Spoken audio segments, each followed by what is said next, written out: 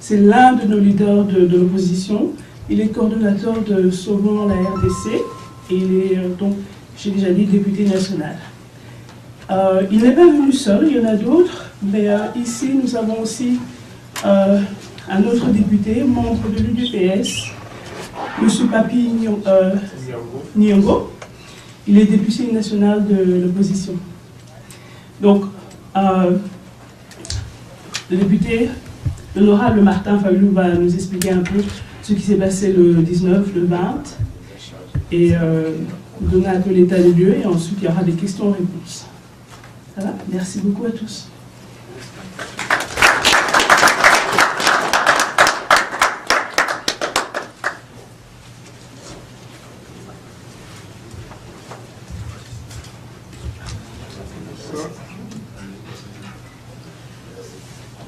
Chers frères et sœurs, bonsoir. Bonsoir. Voilà, comme ça a été dit, je vais très rapidement vous dire ce qui s'est passé et ce qui se passe dans notre cher et beau pays.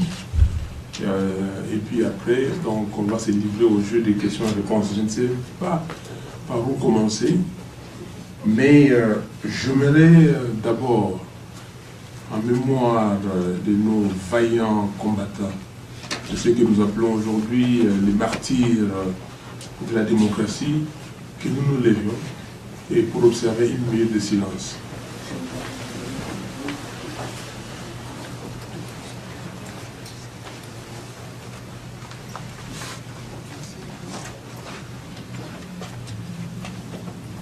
Merci.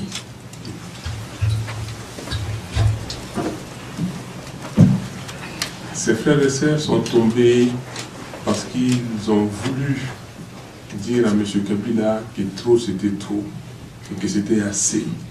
Il fallait que le Congo soit libéré. Il faut que le Congo devienne réellement un pays démocratique. Pour vous tous ici qui avez lu Lumumba, et il a donné sa vie pour ce pays. Il a toujours dit, et je me rappelle encore quand on lit Lumumba, il dit qu'il rêve un Congo et que le Congo sera demain le centre du rayonnement de l'Afrique tout entière. Et que le Congo libre, l'homme congolais libre, on verra de quoi il est capable. Je crois que nous sommes capables de beaucoup. Et j'aimerais dire aux frères et aux sœurs qui sont ici que nous sommes les enfants de Dieu. Et ce qui me guide dans ce que je fais, et c'est d'abord, je me considère, je sais que je suis un enfant de Dieu. Je suis né de nouveau, réellement né de nouveau. Et quand quelqu'un est né de nouveau, parce que je viens de passer quelques jours ici dans ces petits déjeuners de prière, et où les gens qui se rassemblent là-bas ont en partage Jésus-Christ. Quelqu'un qui est né de nouveau doit réellement changer. Et si vous ne changez pas, et vous avez confessé Romains 10, 9, que le Seigneur Jésus-Christ est Seigneur et Sauveur, et que vous n'avez pas changé, il faut reconsidérer ça et voir exactement ce qui se passe. Et j'aime aussi dans les Écritures lire 1 Pierre 4, 10. Et là on dit que comme des bons dispensateurs des diverses grâces, que chacun de nous mette au service des autres les dons qu'il a reçus de Dieu. Et je pense que nous tous ici, nous avons des dons que nous avons reçus et nous allons mettre ça au service. Nous devons mettre ça au service des autres. Nous sommes tous des envoyés de Dieu avec une mission bien précise chacun de nous. Et je me considère comme tel. Et c'est pour cela que j'ai dit, mon frère, ce que Dieu a mis en toi, moi, Fayulu, je ne peux pas enlever. Ce que Dieu a mis en moi, personne d'entre vous ici ne peut enlever. C'est pour cela que quand je mène ces combats politiques, je le mène réellement en tant qu'enfant de Dieu, sans penser à la mort, sans penser, parce que je dis toujours, je vis des policiers comme ça, tirés. J'ai dit que je mourrai le jour où Dieu voudra. Et je ne crois pas à la mort physique et précoce. Je ne crois pas non plus. C'est pour ça que je mène ces combats librement. Librement et simplement pour remplir la mission que Dieu m'a confiée. J'ai fait cette remarque pour que les gens comprennent réellement la lutte que nous menons et où est-ce que nous trouvons notre source d'inspiration, où est-ce que nous trouvons notre motivation. Ce n'est pas dans les hommes. Ce n'est pas dans les hommes. Papi Nyango, mon collègue, est avec moi ici à l'Assemblée nationale. Et je le dis toujours, même quand je monte là-bas pour parler et que les gens crient, comme on dit là, je dis que vous pouvez être tous là, même si vous êtes 499 contre moi, mais si je suis seul et que je sais que je suis avec Dieu, je suis majoritaire. Voilà, je voulais faire cette opening remarque.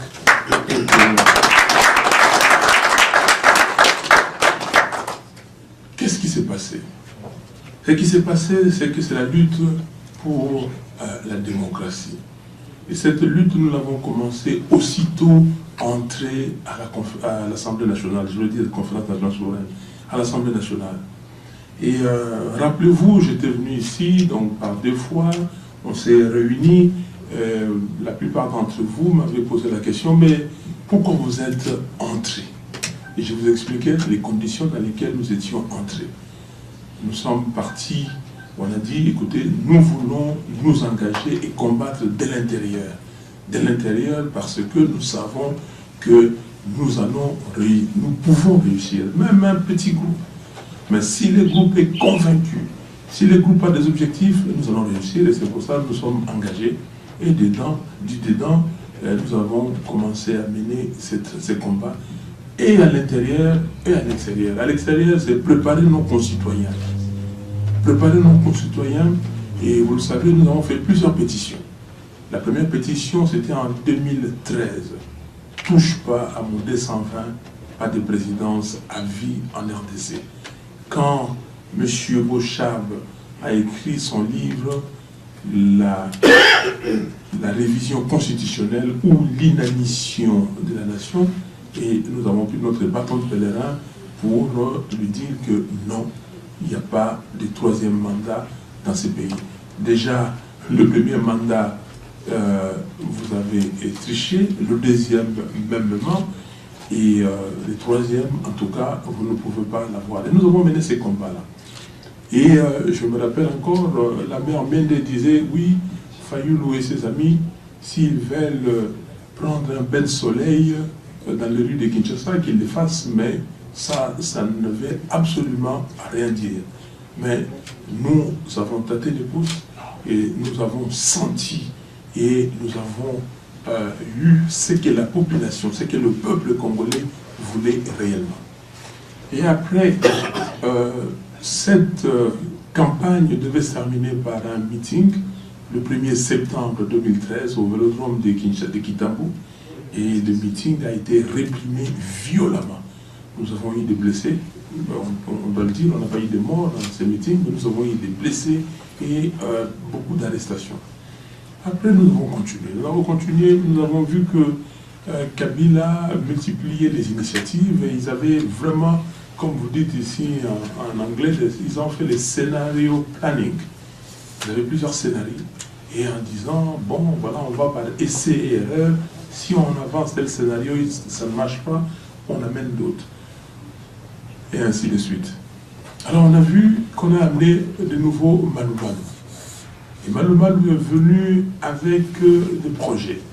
Le premier en disant, voilà, je vais commencer les élections par les élections locales.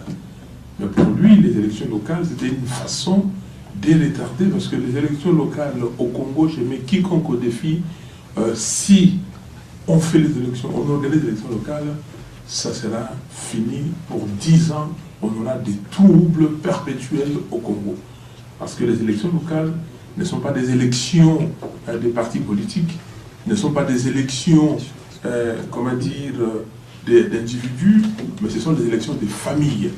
Parce que vous savez, j'ai fait un papier à cette époque, exactement le 20 janvier 2014, j'ai fait ce papier disant que à tous mes collègues, à tous les parlementaires, députés et sénateurs, quels étaient les risques d'avoir des élections locales au Congo.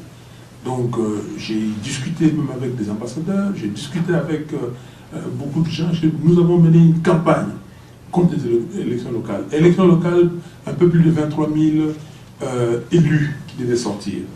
23 000 élus, vous savez combien de candidats on devait avoir. 23 000 élus, ils devaient être payés un peu moins de 300 millions de dollars par an, dans un pays qui n'a qu'un budget de 5 milliards.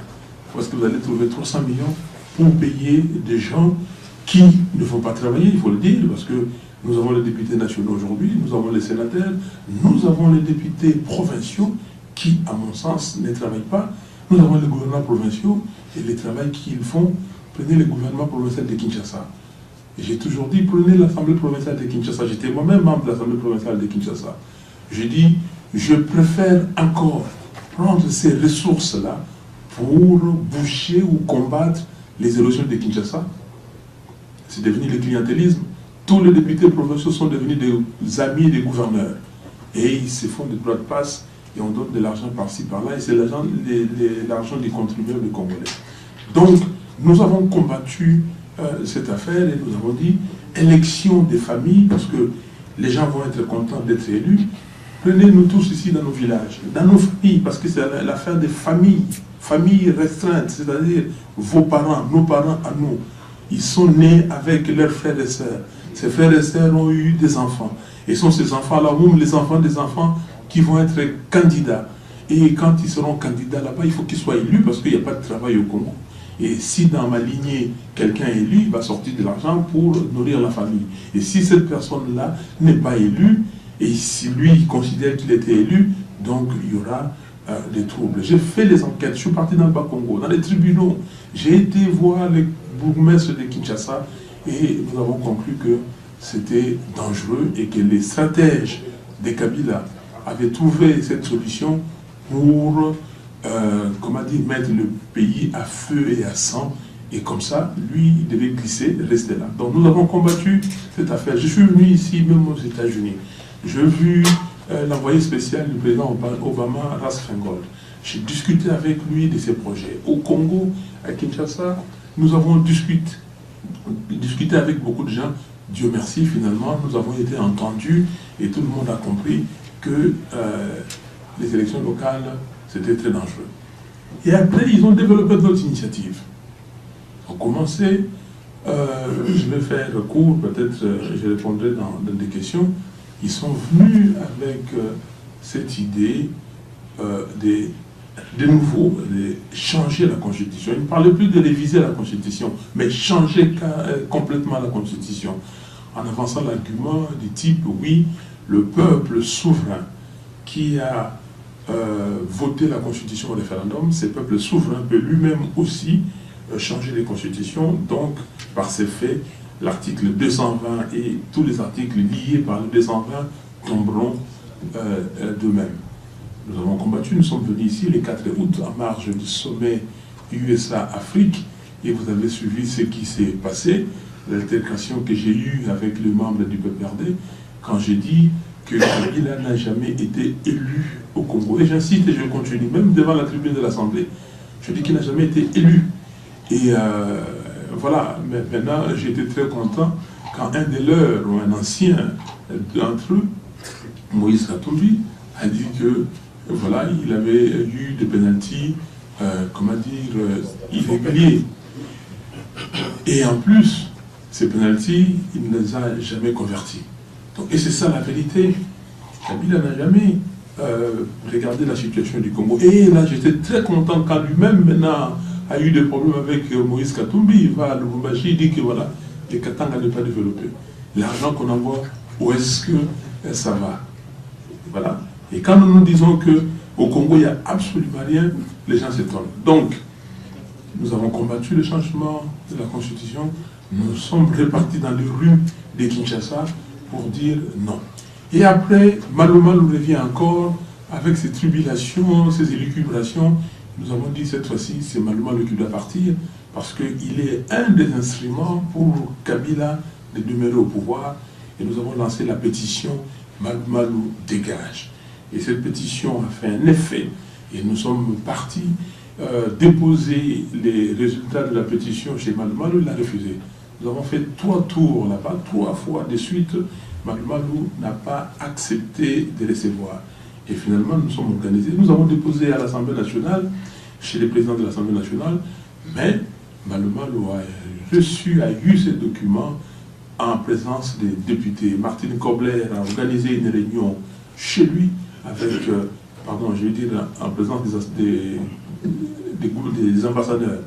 Martine Kobler, donc le représentant spécial du secrétaire général des Nations Unies, a organisé une réunion, une table ronde chez lui, et à cette occasion, nous avons amené, je lui ai dit que pourquoi vous refusez, de recevoir la pétition, les signatures des pétitions. Et il s'est confondu en excuses et tout ça. J'ai dit, bon, j'ai les pétitions ici, vous les recevez? Il dit oui, et on lui a remis. Malumalu dégage. Et nous sommes allés plus loin, nous l'avons traduit en justice. Parce que nous sommes dans un pays pas sérieux. Si nous sommes dans un pays normal, moi je ne peux pas aller demain aux élections avec quelqu'un avec qui nous sommes devant les tribunaux. Nous avons traduit Malumalu devant le parquet général de la République et nous avons été entendus, on a confirmé les charges, 5 d'entre nous, Jean-Bertrand Iwanga, mon co-coordonnateur de Sauvons la RDC, qui copie aujourd'hui en prison, et encore mon ami et co-coordonnateur encore de Sauvons la RDC, Christopher Ngoï, qui lui est toujours introuvable depuis mercredi 21 janvier, après qu'on se soit ensemble, après qu'on a failli nous tuer à Mayemo. Je ne sais pas si vous connaissez l'incident de Mayemo, et on s'est séparés vers 18h, et à 21h, j'apprends qu'il a été enlevé. Et Colosso, aussi, membre du RCDN de Boussagnamoussi, qui a signé, un membre de l'UDEMO. Donc nous avons signé, confirmé les charges. La pétition, la plainte a été signée par plus de 60 partis politiques. Pour confirmer, nous avons confirmé à 5. Et jusqu'aujourd'hui, la plainte est sans suite. Voici, nous avons fait beaucoup de choses jusqu'à arriver à la dernière initiative que nous avons mise en place. On a appelé Peuple congolais, l'heure a sonné, réveille-toi. Et nous avons été dans les rues de Kinshasa pour distribuer en plein soleil, et nous avons eu des désagréments, des arrestations.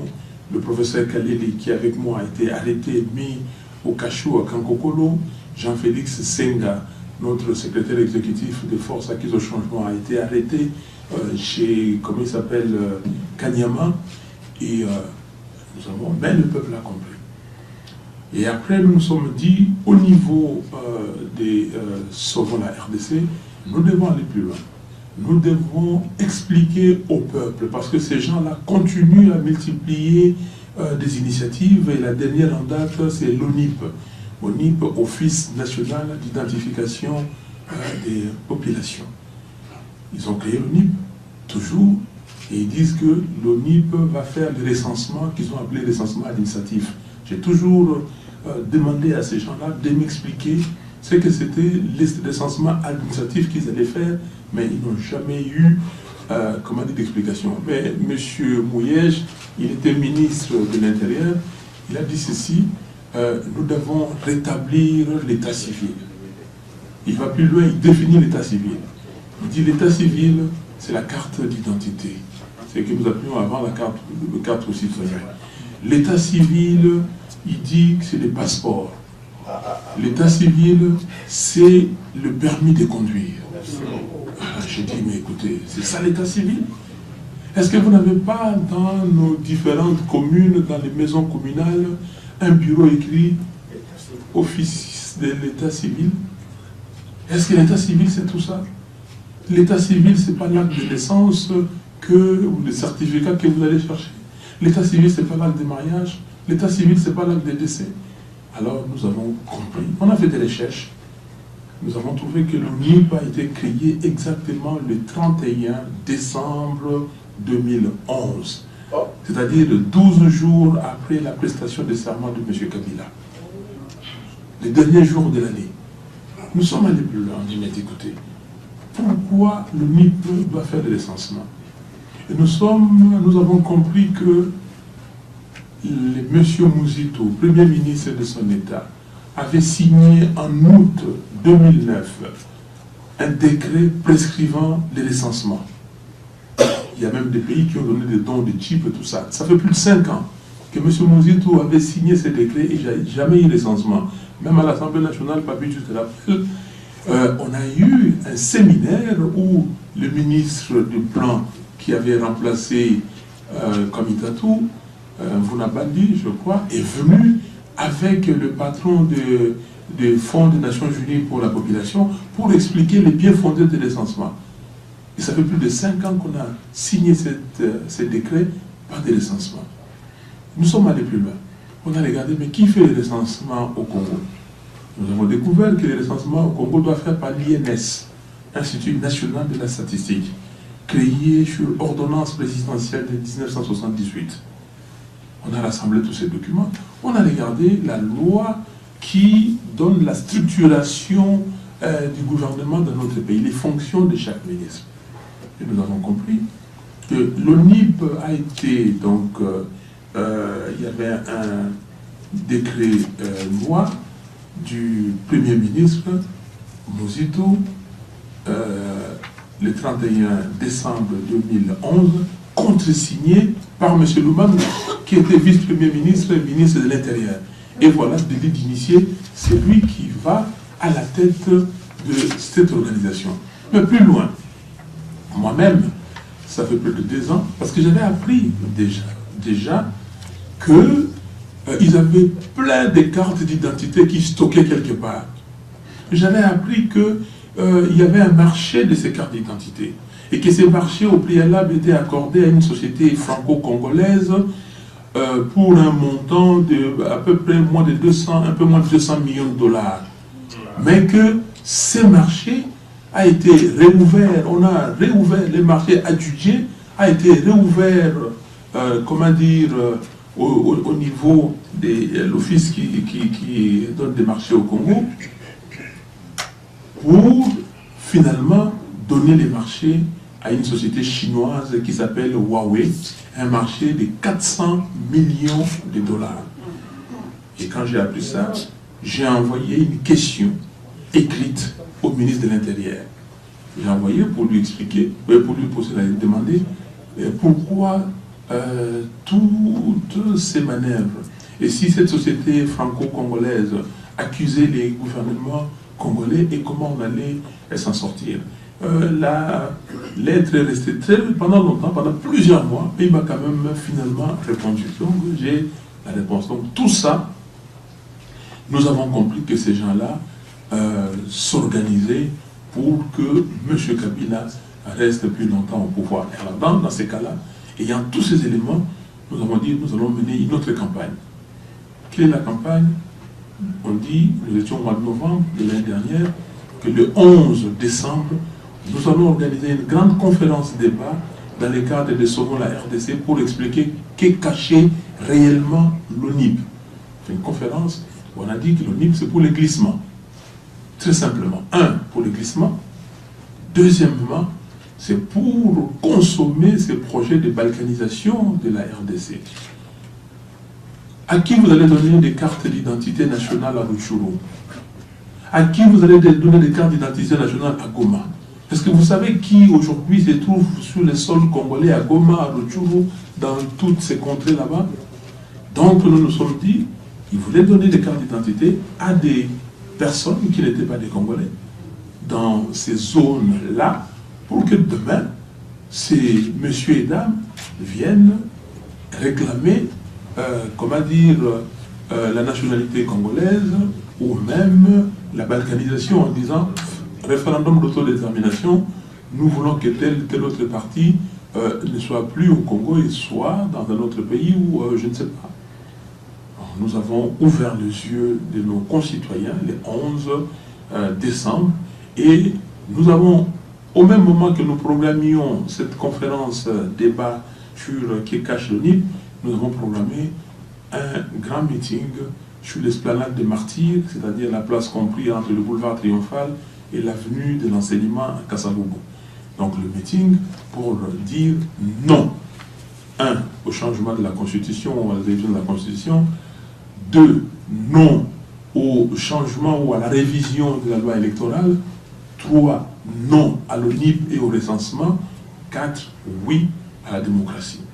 Donc nous avons préparé les meetings et nous savons, vous avez vu certainement dans les images, et les meetings ont été réprimés terriblement. Et moi-même, regarde, mes yeux sont très rouges parce qu'on m'a aspergé des gaz lacrymogènes et j'ai dit à ces messieurs, faites ce que vous voulez, je ne partirai pas d'ici.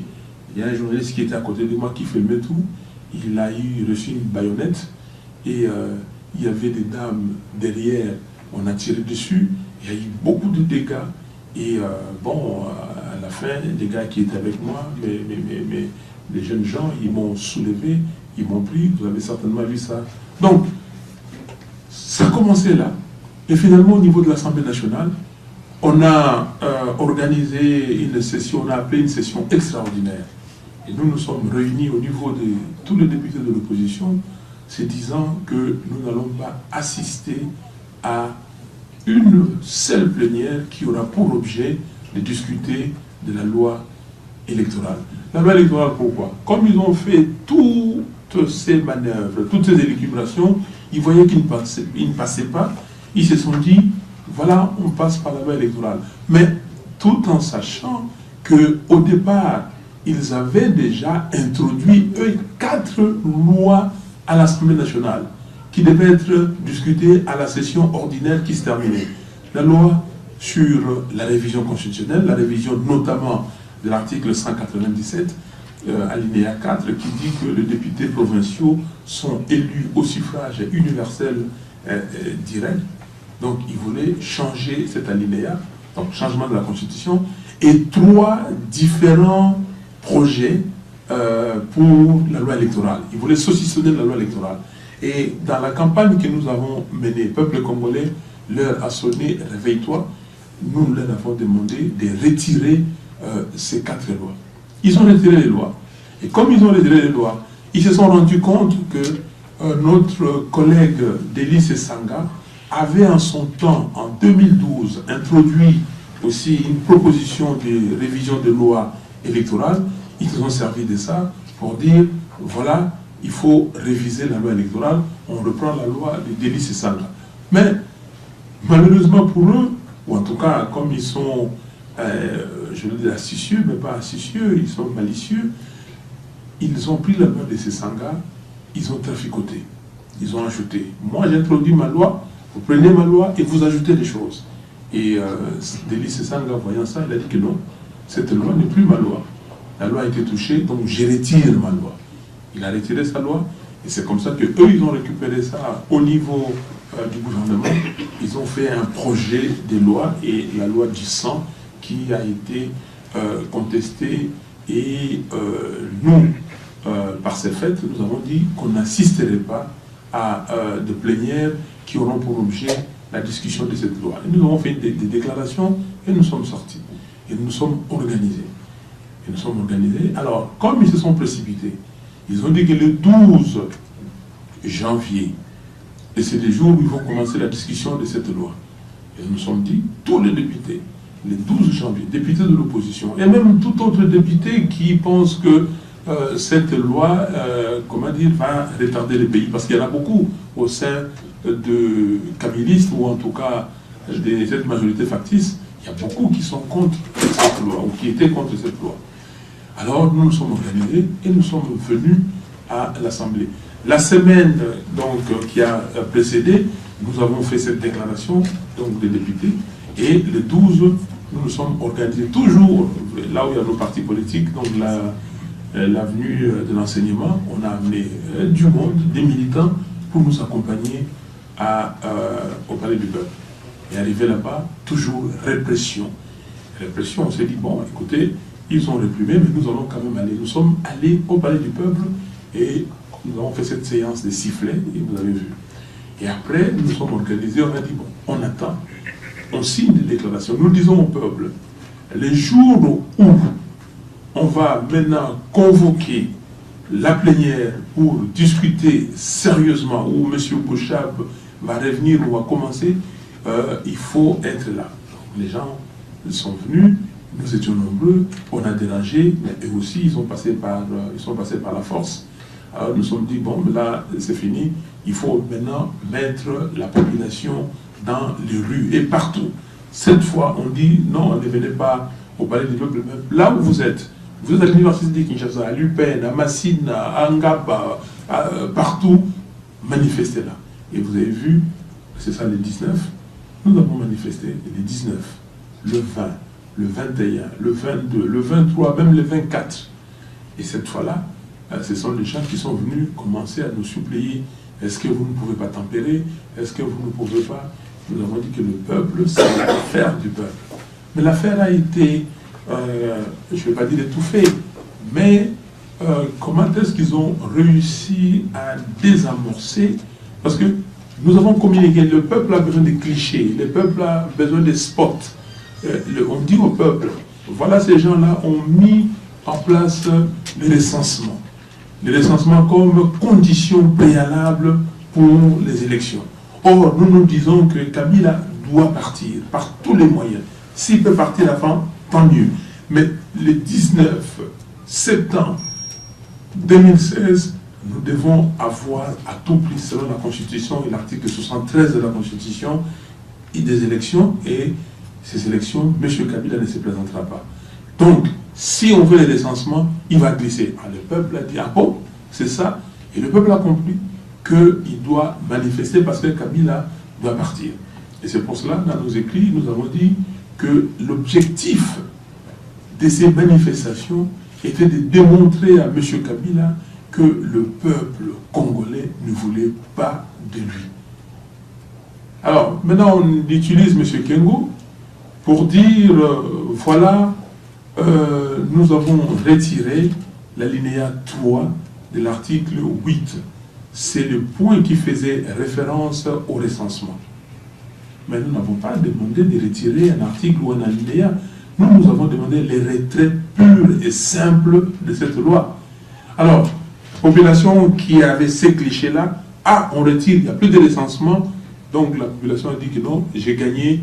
Et c'est comme ça qu'ils ont désamorcé. J'ai un travail fait par Maître Kabengela qui explique cette constitution, cette loi électorale là qu'ils ont votée, et malgré les retraits de cet alinéa 3, ils n'ont rien changé parce que c'est exactement la même chose.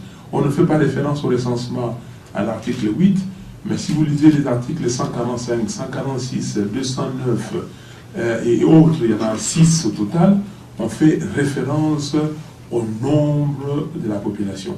L'article 245, par exemple, dit qu'on obtient le nombre de sièges dans une circonscription en divisant le nombre des habitants de la circonscription sur le nombre total de la population. Où est-ce que vous allez trouver le nombre de la population si vous ne faites pas les recensements? Est-ce que s'il n'y avait pas, comment dire, lieu d'indiquer les recensements, on pouvait dire avec les données disponibles? Parce qu'il y a des données, on fait des projections. Donc, vous avez, c'est un flou, c'est la ruse qu'ils ont utilisée. Et c'est pour cela, il y a des gens qui nous ont posé la question, est-ce que vous êtes satisfait par le retrait de cet alinéa? Non, on peut se satisfaire comment? Nous n'avons jamais demandé qu'on retire quoi que ce soit. Nous avons un article ou un alinéa, nous avons demandé les rejets, les retraits de ces projets de loi. Donc, pour nous, les combats continuent. Et je suis intervenu dernièrement lors des assises de la société civile. Ils ont organisé un forum et j'ai dit, je me suis penché uniquement sur ces articles-là et sur l'article 237 terre de cette loi pour dire que c'était la ruse. Voilà, chers amis, comme ce qui s'est passé. Et dans ce qui s'est passé, nous étions dans les rues, en tout cas nous à Kinshasa. Il y en a d'autres qui étaient à Goma, à Lubumbashi, même à Mbandaka, à Bukavu. Nous étions dans les rues. Et dans les rues, le peuple était là. Les mamans. Moi, j'ai vécu des mamans qui se collaient à moi, papa. navana na mpinza na yega navana bébé na yo apoto moto yo akende akokende. Des mamans qui sont restées là du matin au soir. Et quand nous avons commencé, moi, comment dire, sur la rue Chikapa, Kassavubu, moi j'ai la famille, donc nous avons passé la nuit derrière, et en tout cas dans nos sièges, on a fait passer la nuit aux militants, parce que moi je me suis dit, j'ai au moins une centaine de mes militants, parce que j'ai dit les plus durs, j'ai dit quand je vais sortir le matin, au moins ces militants sont avec moi. Et donc j'étais là, avec mon collègue Pouela, et avec un membre du parti, Jean-Claude Molimou. Nous avons passé la nuit là-bas, et le matin, les autres députés sont venus nous rejoindre là-bas, et nous avons commencé l'activité. Nous avons commencé l'activité et la répression. Nous étions dans des moments à 20 mètres des policiers, et les policiers, dans un premier temps, ils lançaient des grenades lacrymogènes et des gaz lacrymogènes, et quand ils ont vu que ça n'allait pas, ils ont commencé à tirer à balles réelles. Le jeune homme que j'ai pris pour l'emmener à l'hôpital était juste à côté de moi, donc cette balle pouvait me toucher aussi. Donc c'est juste par grâce, et donc j'ai récupéré la balle, j'ai donné ça à Human Rights Right, donc moi j'ai récupéré des douilles. Okay? Donc les gens, ils tiraient à bout portant. Et si vous regardez les images, quand je fais des manifestations, j'ai toujours une chemise écrit ici SID et un grand derrière SID. Alors quand j'ai vu que les gens, les policiers commençaient à regarder, j'ai dit non, et j'ai enlevé la chemise, et c'est comme ça que j'ai fait la manifestation avec un maillot de corps. Mais avant de commencer à la démonstration de ce matin, on m'a appelé. J'ai eu des coups de fil pour dire que ces gens-là se sont réunis et ils ont terminé la réunion à 3 h du matin.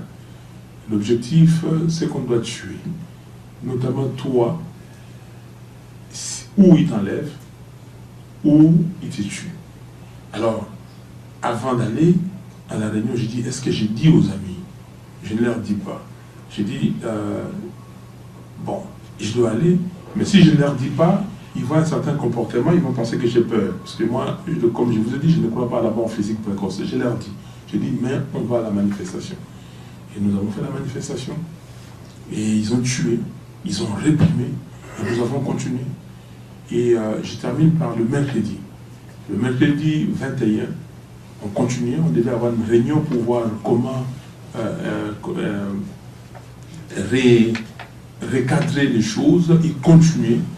Et finalement, nous nous sommes dit non, la réunion, ce n'est pas aujourd'hui. Aujourd'hui, allons-y à Mamayemo pour donner à manger et payer les soins médicaux de ceux qui sont là-bas.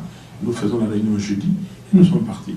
Nous sommes partis là-bas donc, avec 5 députés. Il y avait Franck Diongo, il y avait Emilio Okunji, il y avait Kovo Ingila, Albert Fabrice Pouela et moi-même, avec Christopher Ngoy, coordonnateur de la société civile et de Sauvons la RDC, Albert Moleka, et tant d'autres amis, nous sommes partis. Arrivés là-bas, nous avons vu le médecin, qu'est-ce qu'il fallait payer et tout ça. Et on a vu que les jeunes gens n'avaient pas mangé depuis les jours qu'on les avait laissés là-bas. Nous sommes sortis pour payer à manger. Et quand nous sommes revenus, on a dit, voilà, il y a des policiers, des militaires ici, femmes, qui sont entrés pour menacer et les enfants et les familles qui les gardaient. Et nous sommes arrivés, mes collègues, notamment Ingila et Okunji, ils sont partis s'enquérir de la situation. Ils ont vu la dame garde républicaine. Ils ont commencé à dire à cette dame, écoutez, montrez-nous votre sac. Prenez le sac et voir la dame avec 2 pièces d'identité de la garde républicaine. Je dis, mais comment? On commence à discuter. Et moi, j'arrive, la dame, une autre dame garde républicaine vient et dit, non, non, honorable, moi, je vous connais, venez, je vais vous dire comment vous êtes infiltré. OK? On s'avance. Pendant qu'on s'avance, on voit une douzaine, une meute des gens en civil, des militaires. Ils commencent à nous insulter comme des poissons pourris. Ben, vous allez voir, on va vous tuer ici. Et puis les gars font comme ça, mais ils n'étaient pas armés, en civil. Ils disent, posez là. Ils appellent les renforts. Quand ils appellent les renforts, je comprends ça.